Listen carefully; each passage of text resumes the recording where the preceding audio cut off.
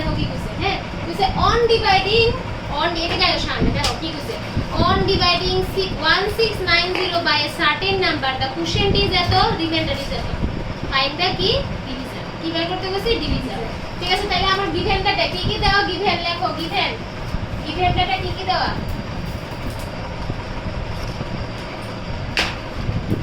given কি কি দেওয়া গিভেন দেওয়া কি কি ডিভিডেন্ড কত দিয়েছে ডিভিডেন্ড কত দিয়েছে 1690 ঠিক আছে আচ্ছা এরপরে কি দিয়েছে কোশ্চেন দিয়ে দিয়েছে কোশ্চেনটা আমার কত দিয়েছে 49 রিমাইন্ডার কত দিয়েছে 24 আমরা কি জানি আমরা আবার লিখলাম ফর্মুলাটা ডিভিশন অ্যালগরিদমের ফর্মুলাটা কি dividend equal to divisor into question plus কি রিমাইন্ডার ঠিক আছে প্লাস রিমাইন্ডার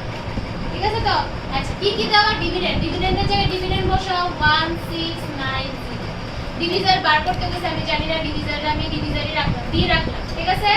আচ্ছা এবার কোশ্চেন কত আমার 49 প্লাস রিমাইন্ডার কত আমার 24 এবার কিন্তু যে কি করব 24 টা হইছে এটা নিয়ে সাইড চেঞ্জ করব কি হইছে 1690 মাইনাস 2 তাড়াতাড়ি কত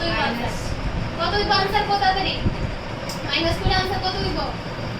জ্ঞান থেকে 4 গেলে 6 সাথে আছে 1 2 + 1 3 9 থেকে 3 গেলে 6